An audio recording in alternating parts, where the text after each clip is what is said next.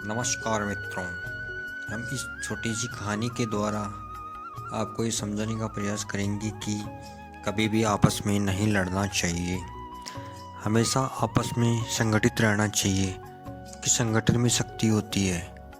इसे हम एक कहानी के माध्यम से समझेंगे। तो आइए, पुराने समय में एक गांव में एक मुखिया जी रहते थे जो बहुत चतुर व बुद्धिमान थे।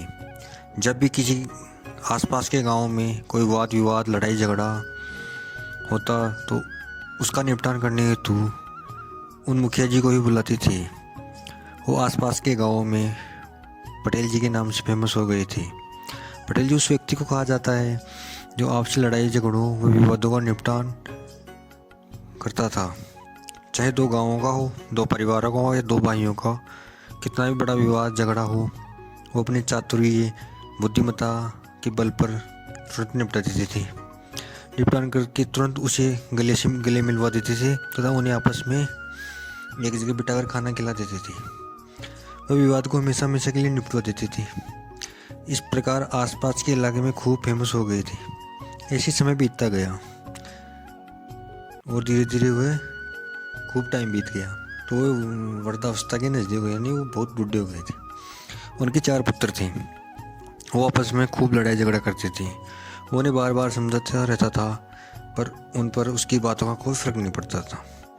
तो वह धीरे धीरे इस बात से चिंतित रहने लगा कि मैंने आज तक ना जाने कितने लोगों के आपसी मतभेदों विवादों को सुलझाया, पर मेरे खुद के पुत्र ही नहीं सुधर रहे हैं। मेरी बातों का इन पर कोई असर ही नहीं पड़ता। अब करूँ तो क्या करूँ?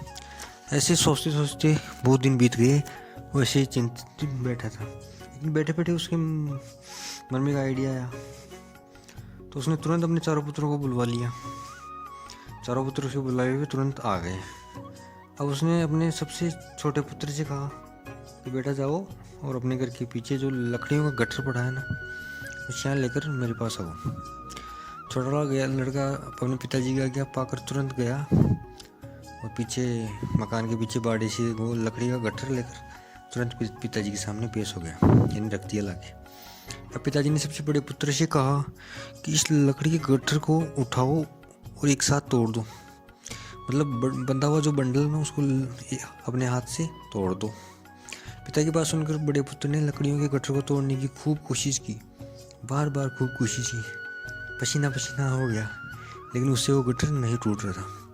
फिर पिताजी ने कहा कि तुम्हारी बस की बात नहीं, तुम साइड में खड़े हो जाओ।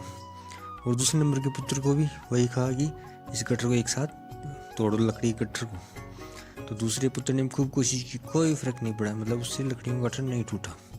तो पिताजी ने उसे कहा कि तुम भी एक साइड में खड़े हो जाओ। अब तीसरे लड़के को कहा कि अब तुम इस गट्ठर को एक साथ तोड़ो। तीसरे लड़के ने खूब कोशिश की, उससे भी कोई फर्क नहीं पड़ा, मतलब उससे भी नहीं टूटी। तो पिताजी ने उससे भी कहा कि एक साइड खड़े हो जाओ। अब चौथे लड़के को पिताजी ने कहा कि अब तुम। तो चौथे लड़के ने भी गट्ठर उठाया, खूब कोशिश की, लेकिन उससे कोई फर्क नहीं पड़ा। तो उसके पिताजी ने भी उसे कहा कि एक साइड खड़े हो जाओ।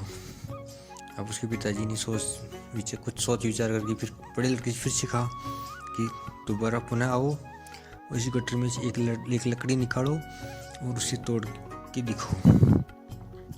तो उस लड़के ने एक लकड़ी निकाली और तोड़ दी। तो पिताजी ने उसे कहा कि अब साइड में खड़े हो जाओ।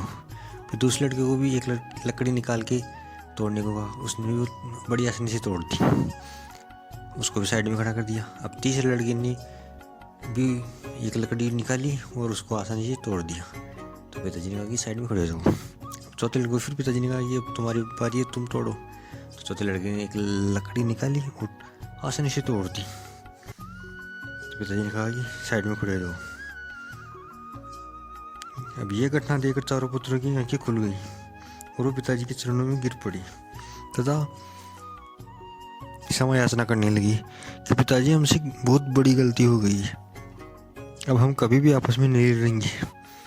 अब आप जैसे बोलोगे वैसा करेंगे, क्योंकि हमने इस लकड़ी के गट्ठर से सीख लिया कि संगठन में शक्ति होती है। जब हम एक जगह रहेंगे तो हमारा कोई कुछ नहीं बिगाड़ सकता, और हम अलग अलग रहेंगे तो ये लकड़ी की गट्ठर जैसी हालत होगी। इसलिए इस कहानी के द्वारा ये समझाने का प्रयास किया गया कि हमें कभी भी आपस में नहीं लड़ना चाहिए। आपस में भाइयों को सब परिवारों को कभी नहीं लड़ना चाहिए, मिलजुल कर रहना चाहिए, हमेशा सुख दुख में भागीदार बनना चाहिए, क्योंकि संगठन में शक्ति होती है। क्योंकि जब मिलकर रहेंगे तो हमें कोई भी नहीं तोड़ सकता, हमारा कोई भी कुछ नहीं बिगाड़, बाल भी माका नहीं कर सकता, कोई नुकसान नहीं कर पाएगा। इसलिए हमेशा मिलजुल कर रहे, क्योंकि संगठन में शक्ति होती है। धन्यवाद मित्रों। ऐसी और भी कहानियाँ सुनने के लिए हमारे चैनल को लाइक शेयर सब्सक्राइब करें। धन्यवाद।